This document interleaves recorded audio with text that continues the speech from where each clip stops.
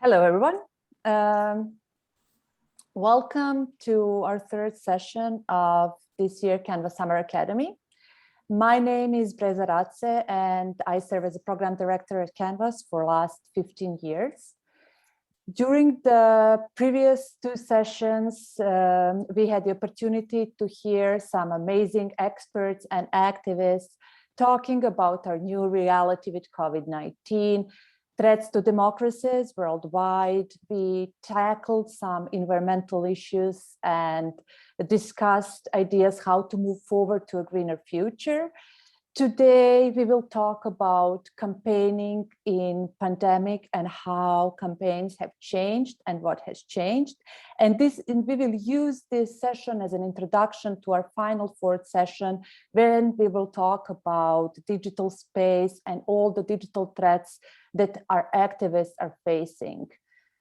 Today, we will have the opportunity to explore how pandemic might have affected some of reactions to social and political injustice.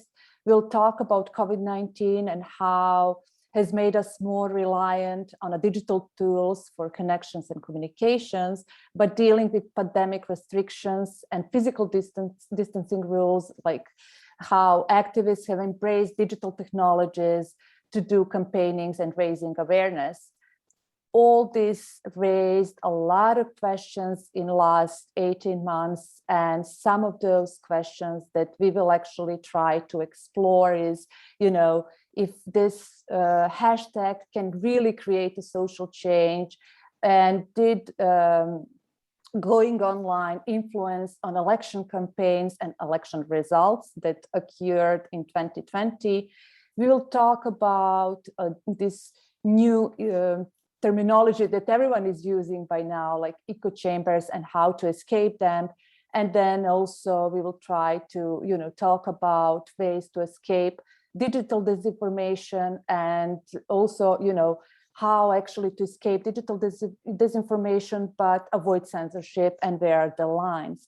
In order to try to answer some of these really tough questions, we invited three great speakers and activists. So it is my great pleasure to have Danny Ayers here today. She's CEO of Me Too movement. We have Jamie Fisfis, Executive and Vice President for Campaignings and Electoral Research, of course, Strategic Group, and Peter Pomerantsev. He currently serves as a Senior Fellow at the Johns Hopkins University, where he works on a project dedicated to overcoming the challenges of digital disinformation. But he's also the author of a great book, personally one of my favorites, Nothing is True and Everything is Possible. So having said this, we will start with Danny. I think that by now, everyone has heard about Me Too, and Me Too has spread it globally. There are Me Too activists everywhere, from US to Asia, Africa, even here in Balkans. Last couple of months, there's been a lot of talk about sexual harassments, and even in Middle East, where we thought that it will never happen. So Danny, I know you are coordinating Me Too campaigns globally. Tell us how you managed to mobilize so many people all over the world, starting with the just hashtag. Hi, and thanks for having me. The beautiful thing and the scary thing about hashtags is that they often grow a life of their own. And the Me Too hashtag is no exception to that. And so the viral moment that no one knew would sort of happen the way it did has certainly had waves across the globe. And, we are both proud of a lot of the work that has been made possible because of the hashtag. We also are very present to the challenges that exist when you're trying to grow a movement, and a hashtag can really belong to anyone.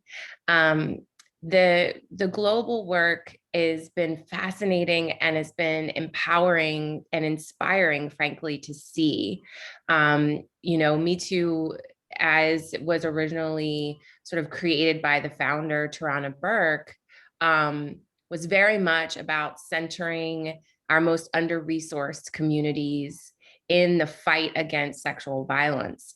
And what has happened as a result of the hashtag is that folks have been able to apply it in their local contexts the way that they need to. And so we are now actually building lots of, global relationships with organizers and activists who, most of them, have been doing this work for years, decades even. And but we're able, through the popularization of the term Me Too and the movement in the US, have been able to leverage that to raise awareness locally, to sort of address the issues that they've been dealing with for a long time, but really draw new attention to it, and have been able to see increased success, I would say, in their fights to interrupt and end sexual violence. There still exists a huge crisis around the issue of sexual violence and the spectrum that is rape culture that allows for violence to happen. But there are lots of folks doing amazing work. I met with a group in the Congo last week, and the things that they are doing locally is mind-blowing, with tiny staff. And so we often ask the question, it's not about like what Me Too is doing, what the movement is doing. It's much better to think about it as though what has the movement made possible for folks? And that question has continued to bring up for us, and we're learning every day about things that are happening across the globe that it's making possible. And what would be those small victories actually that, brought attention? Do you have any examples maybe? Yeah, I mean, I think even looking at that question is what has been made possible.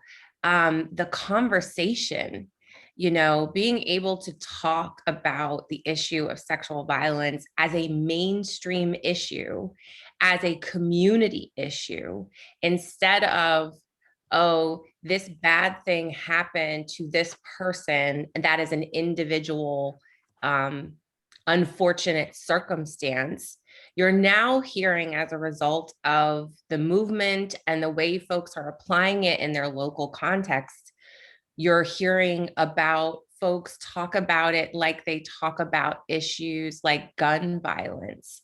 When someone gets shot and murdered, you hear whole communities rally around, we have to deal with the issue of gun violence, we have to make guns safer, we have to, all of these things happen. And we want the same thing in terms of dealing with the issue of sexual violence as a pervasive community-wide issue, and we should treat it as such. And I think we're seeing more and more of that as part of mainstream conversation. There's more political attention on it, both in the US, globally as well. And you're hearing even just the way that folks talk about it. We count it as a win that those who have experienced sexual violence are being less and less referred to as victims and more referred to as survivors. That is a win because it brings power back to that individual who has survived something and can, and has power and has resilience and has dignity. And so there are lots of small wins. I think we are looking, and we are counting them sort of every day. We're hearing more and more as well, folks saying that survivors have the answers for what they need to feel whole and feel safe and to heal. It's no longer sort of the pervasive conversation that folks who are not survivors telling survivors what they need. That is a big shift. And so now you're seeing many organizations, including Me Too movement, be survivor-led, which is the only way to really interrupt and end the issue of sexual violence. Sorry. Thank you, Danny. And maybe just one more question before we turn to Jamie, and then we will go through the questions. So did you had problems with disinformation and fake news in dealing with the Me Too movement, and how you deal with it? Oh, well, sure. I mean, like I said, the hashtag is not ours, right? And I often separate us from the hashtag.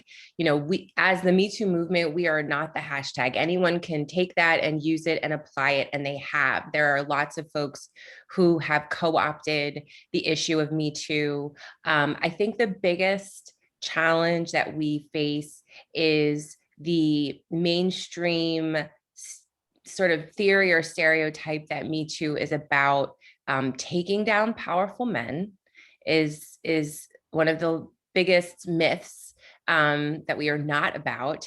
And also this idea of cancel culture.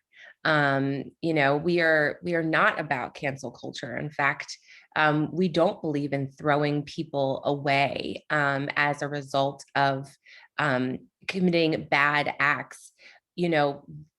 There are all kinds of ways that survivors engage with those who perpetrated violence as a way of healing. There are lots of folks who have caused harm that want to recognize it and want to be held accountable and want to have some way to come back. And sure, there are those who are just awful, right? And make bad decisions constantly and refuse to rehabilitate in any way. But we are not about, as a core organizational principle, canceling people. And so that's one of the biggest, I think, myths that we are constantly trying to fight against. We are not about that at all, and are instead about centering what survivors need to heal. That is absolutely our core mission, and our work is healing and action to interrupt sexual violence. Yes, even we heard that some cartoon characters, are because of Me Too campaigning canceled. So yes, I can understand that. Thank you, Danny. Jamie, so one of key aspects of democratic process has been so affected by pandemic, and this electoral campaigning has changed a lot. So we witnessed a lot of limitations. Traditional campaigning is not anymore on the ground. Door-to-door campaigns has changed. So how it affected elections? We saw a lot of elections last year in 2020. I even heard, that virus was spread because there were so many elections going on. So elections are to blame for the pandemic and not anything else. So please tell us, share more information. What has changed from 2020 until now? Thanks, Breza. I mean, that's a great introduction, because the pandemic has been used to sort of wrap all sorts of freedoms and rights under a web, if you will, and in many cases drag them off. I'll show you I feel like there's a lot to talk about in this space, because we're looking at global impacts on elections and freedoms. And so I did prepare a presentation, which I'll share if I can share my screen. And I want to talk in sort of three phases. One is sort of what the environment, what has happened during this time in the environment. Two, sort of what the response has been from the democratic activist side, from reformers, and then what the opportunities are for in each of those spaces. And what you've seen, I think, to summarize in advance, is there have been efforts to leverage the pandemic to create, to reduce democratic space, for example. And in many cases, activists and reformers have responded to that stimulus and that challenge, and have been able to overcome and set new examples for how to achieve their results. So let me go to share screen, and I will move quickly through this presentation and make it available later, but I'll Let's see, slideshow, share, and see how this works. What I'm attempting to cover is sort of the challenges and the opportunities, as I said, that come from this new situation that we find ourselves in. Over the last year, 18 months, you see 83 governments have used COVID to justify violating free speech, restricting free speech and peaceful assembly. They've detained, attacked, prosecuted dissidents, broke up protests. They like to create vague laws where we'll see an example in particular in Hong Kong, where anything sort of that could incite any sort of disapproval toward the government is now illegal and prosecutable under the rationale of keeping everyone healthy.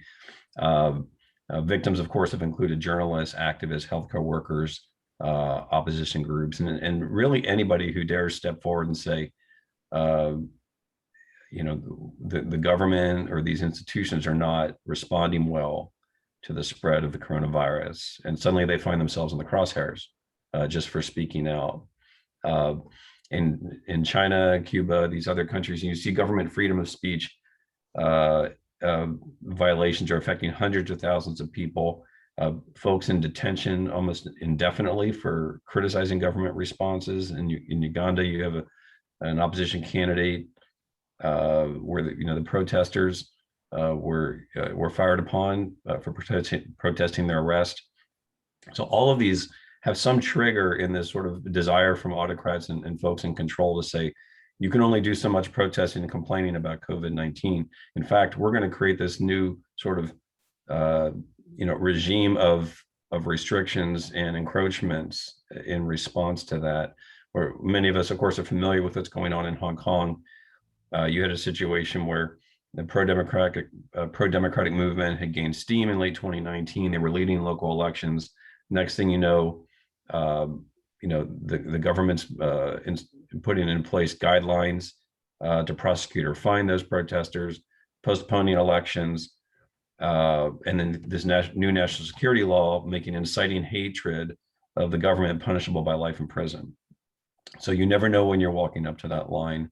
And so as it, in this pandemic, time of pandemic, even wanting to speak out about something so basic as your personal health could put you in the crosshairs of a law like this. You never know when you're going to cross that line and give someone a justification for pulling you in. And of course, we know about Apple Daily recently forced to shutter. According to this Institute for Democratic Elections and Assistance, 78 elections were delayed or canceled. In many cases, that was for reasons of public health, or that was the stated reason, but obviously in many cases, that was for the benefit of the regime in place. One particular example you can talk about is, Tigray in Ethiopia, where you had these hoped for elections in August 2020, put off indefinitely, without really the consent of the opposition parties, who then take their own affairs into their own hands, have regional elections. Next thing you know, you've got a civil war. And so this is an extreme example, but what we're talking about here again is, these democratic systems during a pandemic being used one way or the other and having these outcomes that really shrink the democratic space, or worse, end up in death and war. These are not, when we interrupt these institutions in their proper working, you have real problems with legitimacy of actions, and you create a greater crisis atmosphere. I know this is a topic that we want to cover. I'll just say that with our work with folks, we notice, of course, that communications are now funneled into online channels, many of which are much easier to monitor. You see the emergence of the Clubhouse app, downloaded 1.1 million times in the Middle East since January. But of course, you get this new space, and what the governments want to do, or the autocrats want to do, is either stalk the rooms or ban the app. And that's what's starting to happen with this application. So again, you have all these mechanisms and these communication, these basic fundamental ways that you need to campaign or to be an activist or to build movements, and suddenly you find okay, I feel like space is open here, but now it's closed. My space is opening here, but now it's closed. And you create this culture of fear, and that adds up to really sort of self-restraint that hampers your movement. And of course, in many cases, you have enhanced surveillance in the name of the pandemic. And we can argue about whether some of these are good actors or bad actors, but the fact of the matter is that when you're offering up all this information about your movements and your whereabouts and your personal health, you're giving information to folks that you're going to have to put a lot of trust in. And, in Russia, they're using facial recognition. They have an app that requires you to take a selfie. You get a text and, take a selfie, prove you have your phone with you, and you can be tracked. China's health code app gives you a 3-color coded system to tell you where you can move and when you can go. So again, the governments and the autocrats are using this COVID pandemic to shrink the democratic space, and we're seeing disruption in institutions and how they function. This is just in the US. You have confidence in institutions all around the world undermined in historic lows, and you have 2 responses out of that. One is with the autocrats responding with greater pressure or even violence in some cases to deflect criticism, or democracies such as ours that are in need of strong social fabric. Suddenly you find people struggling to find common ground through their institutions, such as elections, which in normal cases, of course, in the US have been held quite peacefully. And suddenly we see what happened on January 6th. And so you have a tearing away of those fabrics. And all of these are from the pressure points of the COVID-19 pandemic, or you could say that the pandemic is exacerbating them. The good news is, in many cases, the reformers fought back. I know this chart has been shared earlier in a different session, but if you look at the Carnegie Endowment's tracking of protests, actually in most months, protests were actually up over the prior year during 2020. And that's because people found ways to bring a spotlight to the causes they were fighting for, even in the pandemic environment. I just have a few examples to cite, just to give examples. In Poland, where they were women's groups were pushing back on an abortion ban. They were holding protests on cycles. They were standing in grocery queues with signs, socially distanced. They did use hashtag to extend their activism, but in every way possible, they were finding ways, and they were able to build a significant movement in response to what was going on in Poland. Climate action also had its own successes. You have Fridays for Future, moved its youth-led climate movement online. They hosted a digital strike every Friday. They have placards on Instagram. Their live stream digital march had 230,000 viewers on Earth Day. And of course, you see the picture from Berlin, where activists placed thousands of protest placards in front of the German parliament. Everyone is finding ways to work in this space and the new environment they are in. And we couldn't go on without talking about Black Lives Matter, where, although this was a movement that, of course, started prior to the killing of George Floyd, the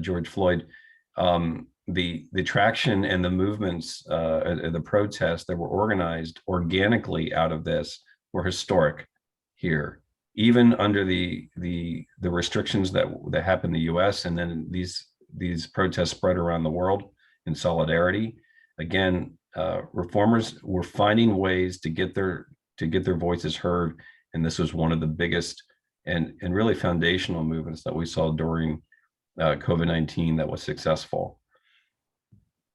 So finally, the opportunities that come out of this. I really encourage the folks that are working in this space, as we do with the folks that we work, to really use this as an opportunity to rethink everything that you're doing. New coalitions, new solutions, societal structures, the way you communicate, and rethinking your audiences. Now that in many cases you'll have more captive audiences or people that you can build coalitions with. You see now with new coalitions, what I mean by that is that as this pandemic has touched people's lives in different ways and deeply with their public health, their ability to see their families, it's raising significant issues. It's making people rethink issues such as equity, freedom, healthcare, health rights, and voters and people who haven't thought about some of these issues are starting to cross lines in their minds that they haven't crossed before. They're starting to think outside boxes they normally had. So, I would encourage people to rethink their audiences. Just in the US, there's a couple examples where you have Democratic voters now aligning with Republicans on on faster school reopenings. Republicans are aligning with Democrats on expanded government pandemic aid. At least the voters are in those populations. And when you start to rethink your coalitions, you give yourselves all types of new opportunities. We do research which we call core dimensions here, which shows that whereas prior we would think in a single spectrum, well, you're on the left or the right, government opposition, there's one polarity and you fight all your battles in that one polarity.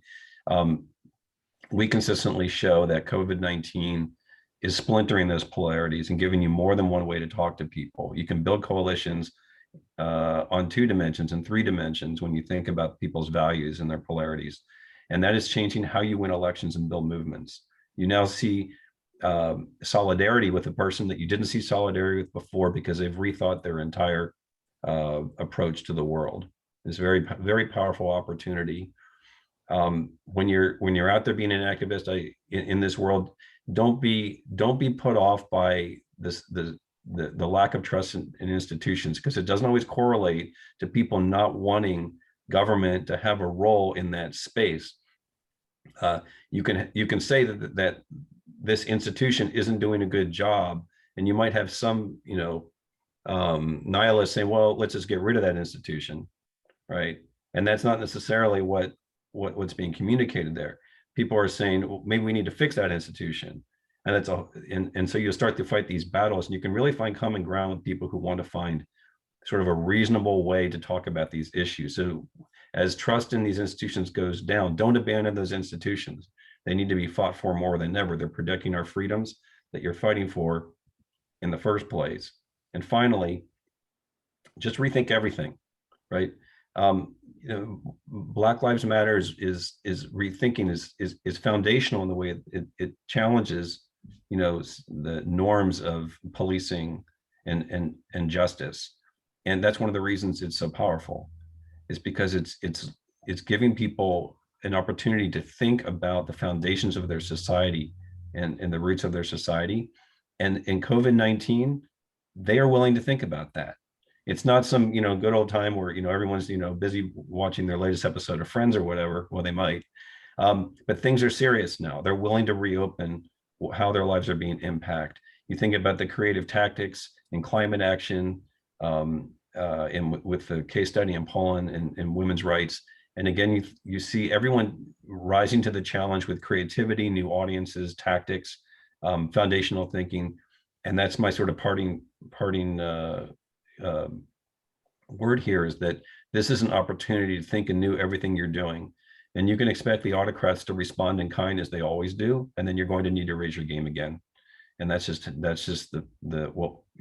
what we've chosen to do, right, as activists. So happy to take any questions, but I hope this covered sort of the state of things as they are. Thank you, Jamie. So actually one good came out of pandemics, and that's, the way of election campaigning and movement campaigning, right? Like more solidarity and more unity among the activists. I have one question from the audience. So some movements gained a lot of momentum in the pandemic, while others died down quickly as they were largely carried out on social media. How would you suggest to bring back the attention to some of these important movements that are televised on the mainstream media, example, television? Just the last part of your question there about the television, I didn't catch that. The attention to some of these important movements that are on the mainstream media, for example, television, how would you suggest to bring back the attention? Yeah, I think from mainstream to social media. Yeah, what I would say is, look at the examples of what's working. I think you have to stay innovative and creative most of all, right? But you have to take advantage of this new environment where you're able to build coalitions where coalitions weren't readily available to you already. And that means, are you looking at who you've talked to? Are you in your sort of channel of friends and contacts you've always talked to in the past? How are you going to move that movement outside of that sphere? Is really the essence of how these other groups have been successful, rethinking their audience and their coalitions. and understanding that, you know, you may have been fishing in a relatively empty pond, and now you're not. And so you really have to go out, probably through social media, and depending on the vaccination status of the country or the community you live in, you have different levels of being able to move out in democratic space and go get those coalitions. My main advice, without specific context, is the movements that are being successful right now are foundational and they're creative. And that has a gravity to them that never goes away, even in a pandemic or any other condition. You know, it goes all the way back to, you know, what Serge has talked about a lot with leftivism, creativity mixed with gravity and gravitas about what you're doing are going to find their way out to people. They will find you in the worst case scenario. So stay creative and expand your audience is the root of it. Thank you. And maybe just a short thing. Did fundraising changed a lot with this pandemic, or it stayed the same? Are there any changes with that? I think initially, and by initially I mean, you know, maybe March or April of last year. I'll speak in the U.S. context because I was deeply involved in it. Fundraising really seized up. There was a great deal of uncertainty about where the pandemic was going, and those who would normally be, you know, even at the small dollar level, ready to donate, were very hesitant to do so. I would say that returned in U.S. elections by the end, and there was so much emotion and pent up, you know, real passion for what was happening in the election, that eventually you went from people seizing up to historic levels of fundraising here, in especially small dollar fundraising, that really met the moment that we were facing here in the November elections. So I don't have an international feel for that, but I know in the U.S. after an initial pause, it sort of exploded. Thank you. Thank you, Jamie. I will go to Peter now, and then because there are some questions for you in the chat, you can feel free to answer them in chat, or we can later on try to answer some of them. Peter, digital disinformation is our new normal next to pandemic and physical distancing and movement restrictions. So everyone is talking about this fake news, disinformation, how to fight it. So what are the main challenges with COVID-19 and how to overcome them? That's an easy one, you know, it's an easy question. Listen, disinformation is as much a symptom as a cause of a new kind of environment, and it's a symptom of a cultural demand. People demand disinformation. Propaganda answers a need, and we always have to wonder what that need is. I'm actually very inspired by what Jamie says. This is what I'm seeing as well in our research and in my reporting, is actually this is an opportunity. Even though there's very, very scary downsides, people refusing to vaccinate themselves is very, very frightening and a huge public health risk. But overall, I mean, what I've been looking at this last year is seeing, I suppose, really this sort of like the final battle between the propaganda of identity and unreality and what is sometimes known as post-truth, and the world of evidence and facts and some sort of vague Enlightenment values. And obviously the last years we saw this politics of unreality winning, whether it's Donald Trump in the US or Vladimir Putin's casual rejection of facts in preference for, you know, the identity politics of a Russian world that excludes any kind of evidence or truth. And we've seen that across the world. And actually, I think that's what we've been seeing, you know, during the course of the pandemic, you know, a sort of like, you know, evidence and some sort of reality through the kind of like, you know, the medical discourse around what's happening with the pandemic. And on the other side, you know, this crazy conspiracy theories and identity politics. And overall, despite the frightening idea that 30% of people, believe in that vaccinations are a conspiracy or something, a lot of people who were within these kind of, illiberal identity bubbles have actually moved over to a slightly different discourse. I'll give you two examples. I mean, in the Baltics, for example, where you had a very, very strong ethnic Russian, pro-Kremlin media bubble, who watched Kremlin TV with their sort of vast fantasies of a global conspiracy against the Kremlin, looking to take away your language and your Russian identity,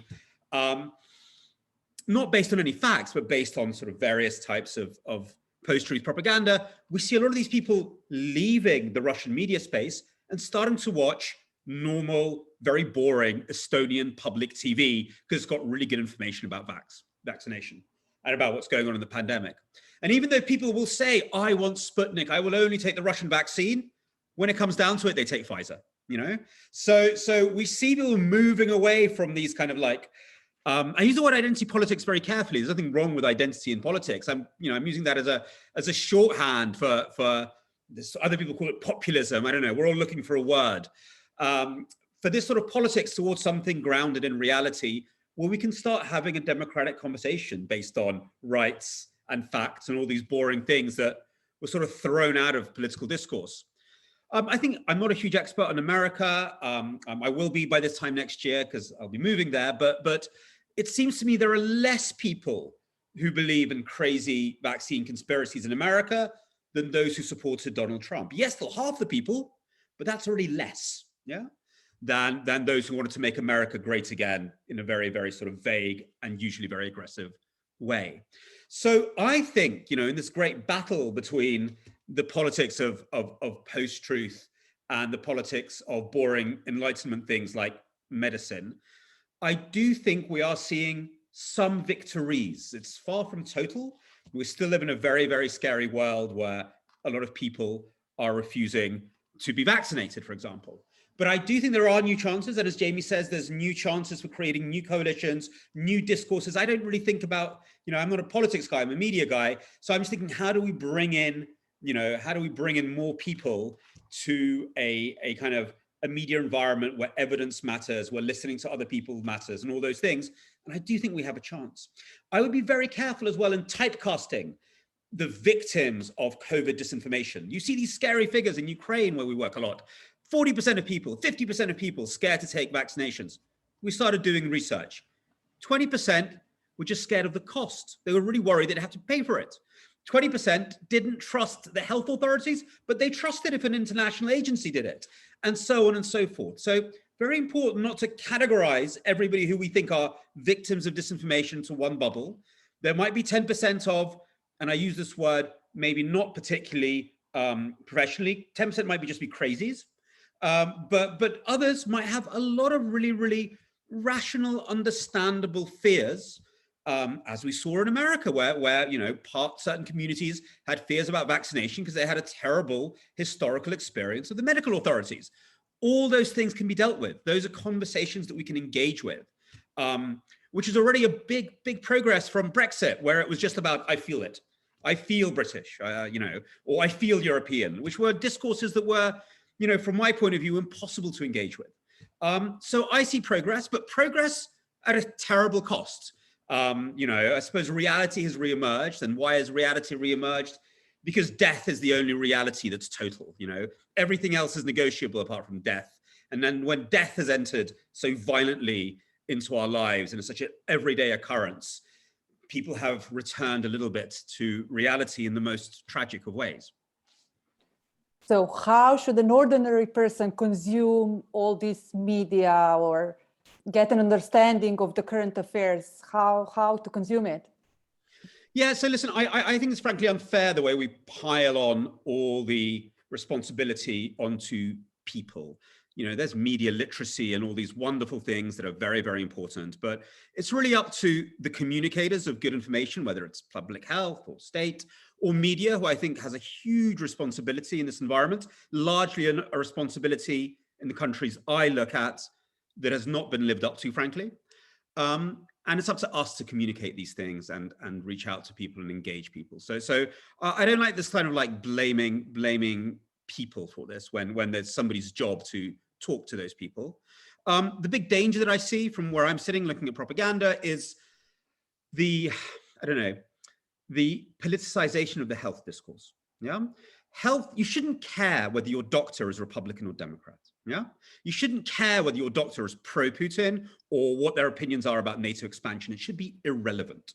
Yeah, and what we see is a very, very aggressive push by forces in the US, very obviously, but also by Russia and others to politicize the health discourse. Yeah, don't trust your doctor, only trust the Russian doctor, only trust the Republican doctor.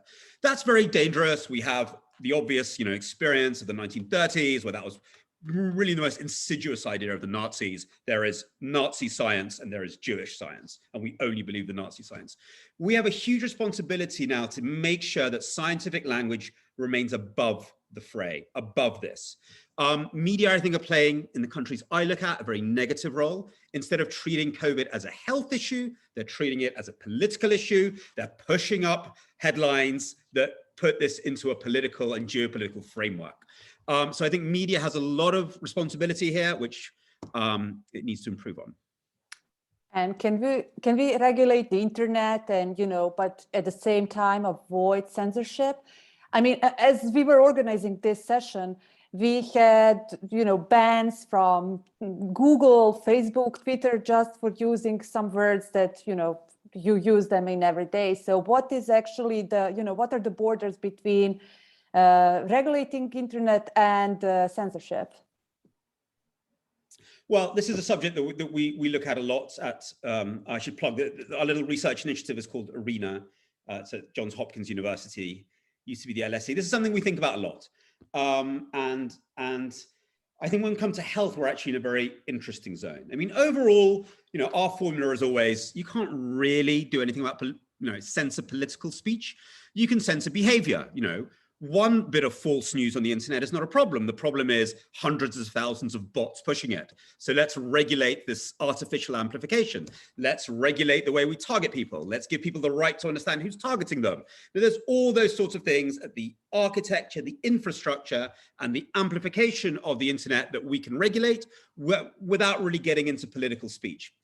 Public health has always been a slightly different space. Public health is always something that we've decided a long time ago as societies that the government needs to do propaganda in the public health space. It's okay for government to do campaigns on cigarettes, for example. Not okay for them to do it about politics, but public health is different. There's a public risk. So in Britain, the way they're approaching regulating the internet is building it around the idea of harms. Yeah. So not even democratic harms, but just health harms or harms to your safety. So here we're in this zone where there is a harm to the disinformation being put out. So at the very least, I think it's okay to intervene, let's say at the very least in terms of marking the content, being much more strict about showing who's behind the content, making sure that people get alternative bits of information. It is hard because it's being politicized very, very, very fast. And it is a gray zone when we come to public health. But overall, democratic societies do have a tradition of interventions when it comes to public health. So I don't think we're in a completely crazy space if we think that some sort of regulation is required. Although it looks like we are in the crazy space, to be honest, like from the side. Thank you, Peter. This was really great. There's a lot of questions in the chat, so if you have time, please go ahead and answer them. I will read some. There are 2 questions for Danny in the Q&A section. To be truly survival-led, how do you avoid people climbing to you and your team, creating dependency? Leaderless movements can fail because people want heroes, personalities. They want to turn to someone for the answers. So what is the secret recipe? Well, I don't know if there's a secret recipe, but I think that, so when I talk about survivor-led work, and it doesn't necessarily mean that no one is providing that leadership, but that the leadership should be those who have experienced sexual violence. And it doesn't have, of course, we need advocates and allies as well, but that the ideas in terms of interrupting and ending sexual violence, and especially what survivors need materially to heal, that those answers should come from survivors and those who have experienced sexual violence. We work with, and what I've seen shift, the reason why I mentioned that is what I've seen shift is that more and more organizations are seeing this as a core value in addressing addressing the issue of rape culture, addressing the issue of harassment, and all of the things that lead to violence. And so I've seen a lot of organizations specifically that I've watched sort of grow in the US, that they're naming that as a value in terms of the work itself. So whereas in the past, you might see clinical therapists at the helm and answering, what does, from a clinical perspective, what does a survivor need? And now you have those who've actually experienced the trauma that is sexual violence, being asked to talk, being asked to come forward, being developed into leaders to actually get involved in the movement to end sexual violence. We are a trauma-informed organization, and that's why that's a central key point. And I would say that's also something that we're hearing from a lot of organizations working with survivors is it looks different to be trauma-informed. I definitely agree that, leader-less movements aren't always successful, but there are a lot of survivors who we actually have a survivor leadership development program because we want survivors to get involved and be developing their leadership skills to be able to lead in their local communities. Thank you. And maybe just one more question from the chat. I'm just wondering the internationality of the Me Too hashtag and then the movement. Was it intentionally formed as a form of a resistance movement building, or did it occur naturally from a survivor and then built upon? Can you please talk about the behind the scenes? Yes, I was starting to answer this in the chat, but I was also listening to folks talk to Peter and Jamie, so it was not moving quickly. The origination of Me Too was actually back in 2006 when Tarana Burke was working with young Black girls in Selma, Alabama, who many of them had experienced child sexual abuse. And she, in a moment of someone disclosing to her, said, was thinking Me Too. And so began referencing her work as Me Too. And organically in 2017, when the hashtag went viral, that was literally a coincidence that Alyssa Milano tweeted out Me Too as a response to the uprising in Hollywood against Harvey Weinstein. And Black women who, knew of Tarana's work immediately were like, that's actually, and watched it go viral, was like, actually, that's a Black woman's work. She's doing that work.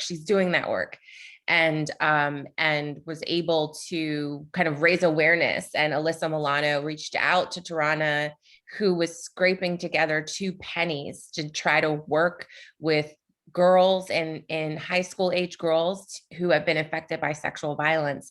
And in a matter of a week or 2, Tarana was thrust into the spotlight.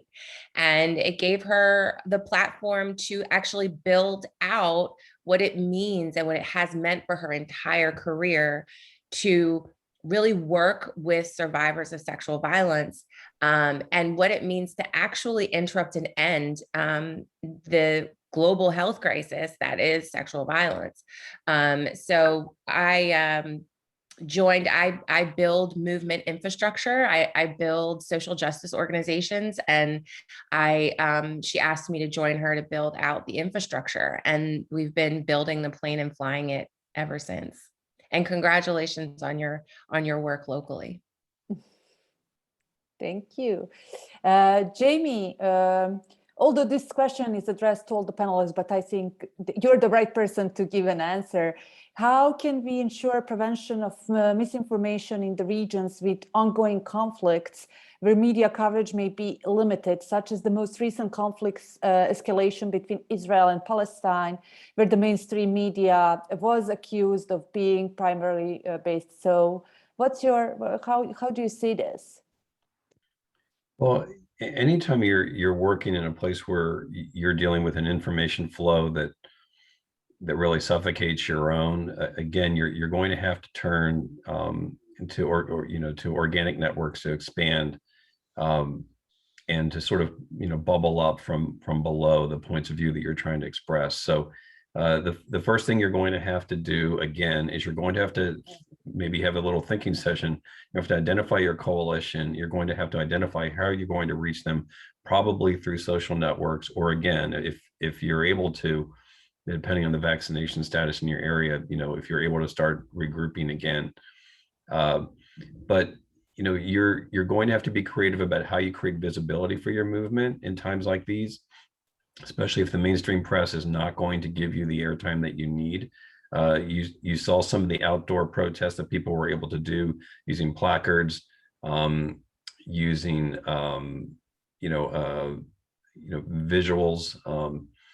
I don't know if any of you saw most recently where a past president of the NRA gave a speech to an empty field full of empty chairs. He thought it was a rehearsal for a speech, and they ended up videotaping it and putting it out there in something that went viral.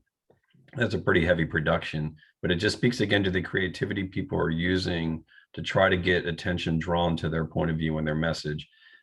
I would say this as well: don't be put off by the public square that appears to marginalize your message. There are a lot of issues and opinions that do get marginalized by mainstream press that still manage to hold their own when you go back out there and you find out what people truly believe. The public square and the mainstream media may look like it's not acknowledging what you're trying to say, but if it's something that's really impacting people's lives, I can tell you that there's kindling for spreading that opinion in the reality they're living. So find the people who have your shared experience through online networks. Look at some of the new online apps. Be careful when you use them, but join onto them, and don't be afraid to be creative and think about, okay, well, the mainstream press isn't going to give me the airtime that I want, but I still have a movement that's worthwhile and that's based in shared experience. It will find its way to the top. It will, I promise you, if you keep working at it. Don't be discouraged.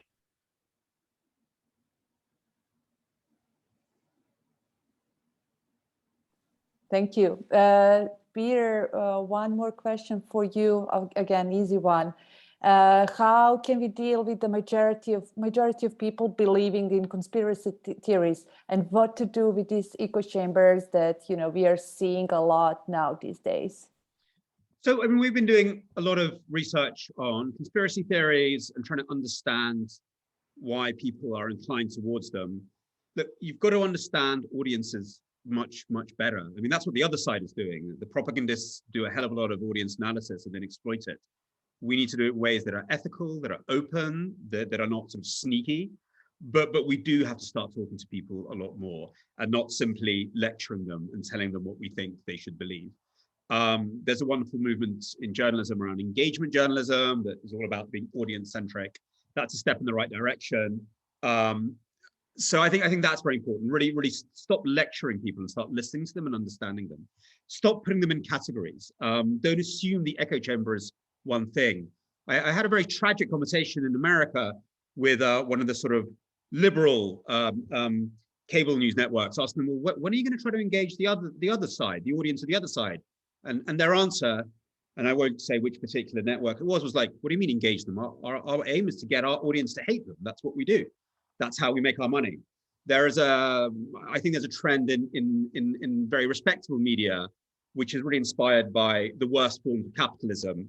And I'm not anti-capitalist, I just think this is terrible for the democratic arena, to group around a subscription model, to employ commentators that will sharpen the polarization and really cut off any dialogue. and stereotype the other side. So essentially mirror the tactics of the liberal populists in their own way. That's understandable as a profit tactic. That's understandable as a business strategy. For any idea of a public sphere where we're trying to help a public emerge, where we're trying to isolate the fascists and isolate the white supremacists and actually find a lot of people to talk to, it's of course cataclysmic. So in terms of the broader idea, we have to really reimagine what our idea of public interest journalism is. I love Jay Rosen's line at New York University. The idea of public interest journalism isn't just to do niche stuff that commercial journalism won't do. It's to help a public come into being, help public discourse and dialogue based on evidence and some sort of mutual respect come into being. That's not about normalizing Nazis. That's a way to isolate the Nazis. Because at the moment we're empowering them. So there's a lot to do for media. I think media has a huge responsibility. In Europe, we have at least a tradition of this. In America, I think it'll have to come from civic. We'll need a new generation of civic media whose aim is to create a common environment. Conspiracy theories in particular, when we started analyzing why do people believe in conspiracy theories, it's often got to do with very specific and understandable personal, historical experiences. They think they live in a zero-sum world full of nefarious forces that are out to get them, where everybody has got their worst interests at heart. This is in Eastern Europe, in countries where, frankly, historically, that's what's happened. So it's not crazy that belief that behind everything you see is some dastardly hidden hand. So you have to work with empowerment, with people's sense of that they can change something themselves. The sort of work that Sergio and I think Jamie do, get people or that Danny's doing, actually to get them more civically engaged, get them to feel more empowered, get them to understand that actually the world isn't just full of secret hidden forces, and get them to the point where that underlying worldview starts to, be dispelled a little bit and dialogue becomes possible. But somebody has to do that. That has to be somebody's job. Somebody has to get up in the morning and that has to be their mission. I think that's a new generation of public interest media that have to do that. But of course, there's a huge role to play for the sort of campaigning that, my other panelists work on. Thank you. And maybe just one more question for all of you before I ask Danny to share a call for action. My colleagues will share that in a chat, since we are, like movement organization, we think that we should always finish our sessions with call to action and not just sitting behind the computers and chatting. So one final question for maybe all three of you, like, do digital technologies serve people or autocrats? Jamie, do you want to go first? Do digital channels serve people or autocrats? Yes. I think we're at a point of great tension with that. I think this is to be determined, actually, and it's in our hands to a large extent.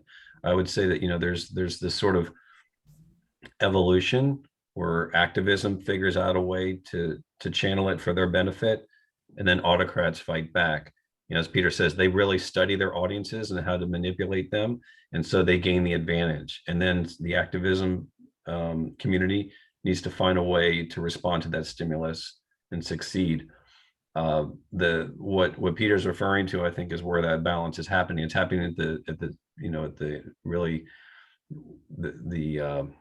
how am I trying to say this? The intersection where some folks are trying to polarize and push people into corners.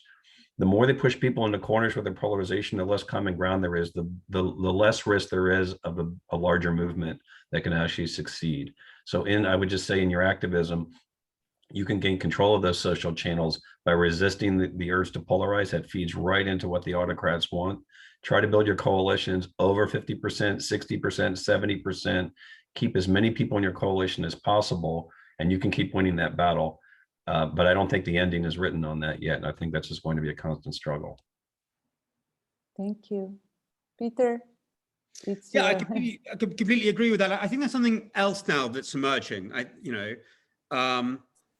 which is actually a return to something that we'd forgotten all about, that politics is also about the idea of what human beings are, which I think we're very aware of in the 20th century and when in the struggle against totalitarian movements, it's returning now.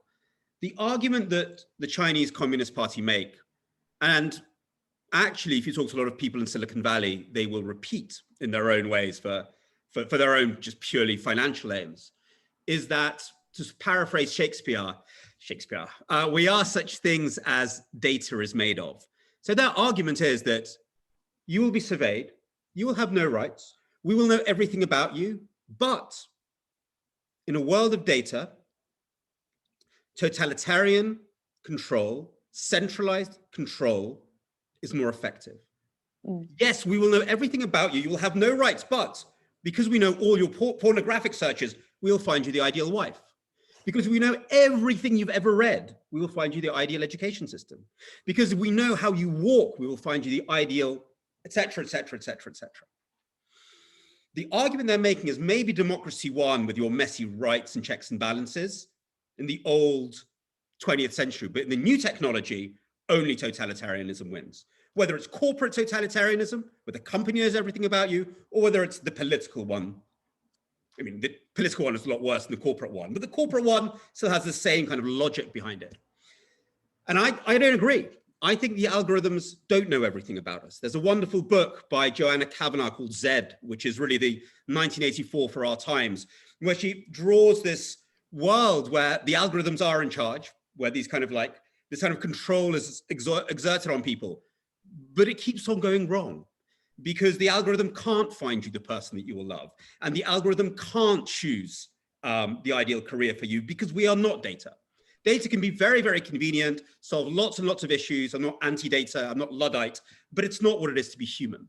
And really the fight we're entering now, and it's a fight both against the CCP and sadly some people in Silicon Valley, though that's a softer fight, I'd say, is really to argue what is human and to make technology work for us, make it work for rights, make it work for checks and balances, make it work in the ways that Me Too or BLM has shown it can work. But there's a real debate that's just crystallizing now. And what's actually scary, most of the intellectual classes that I'm reading are leaning towards this idea that we are such things that data is made of. And that's a very old fight that we have to fight anew.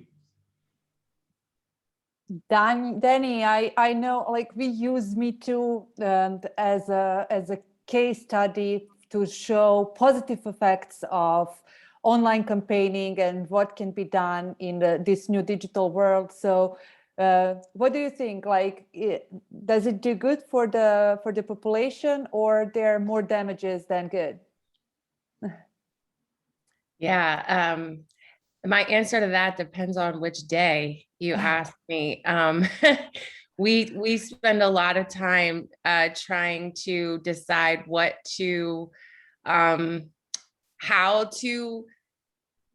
how much effort we should put into controlling pieces of the movement that have kind of gone off and done things that we are not about.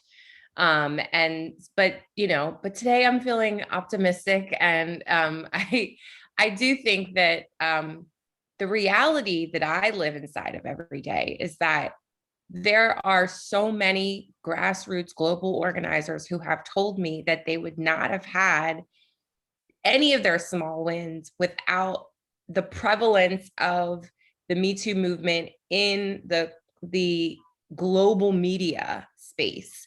And that the pressure of that and the visibility of that made it possible for them to have small wins locally. And that means something, and has really impacted not only folks having the space to start to do work, but also resources. And although we do see a lot of divesting from the sexual violence space, the gender-based violence space, we are seeing a lot more funders move into this space and start to understand the intersectionality of the issue of sexual violence across everything, in education, in healthcare, in housing, in labor, in everything. And I think the more that happens, the more we're going to continue to see resources flow, the more that this becomes a mainstream conversation. And that was made possible by a hashtag, frankly. And it was something that Tirana had been trying to do for decades and was not able to do. So that's the reality that I live in every day. And so I do have to say that there is something truly magical and powerful to be said about that. Yeah, definitely. I know the last one is the tough question, and we will talk more. There are even some questions regarding new digital technologies and how protect yourself online. We will talk more during our fourth session, which is scheduled for Thursday, July 2nd. Our host is going to be Slobodan Đinović, and he will talk more with his guests about raising awareness about all the threats to activists online and how to overcome them. So thank you all for today. I really enjoyed and learned a lot. If you have a little bit more time, you can stay and answer some of the questions, but I think that you managed to answer most of the questions, so thank you for that. And our colleague Jelena just shared Me Too Facebook and Twitter accounts, as well as Peter's book. So if you're interested in learning more, just go ahead and follow these links. Thank you, everyone. I had a great afternoon, so have the rest of your day in this spirit, and thank you. Thank you. Thank you.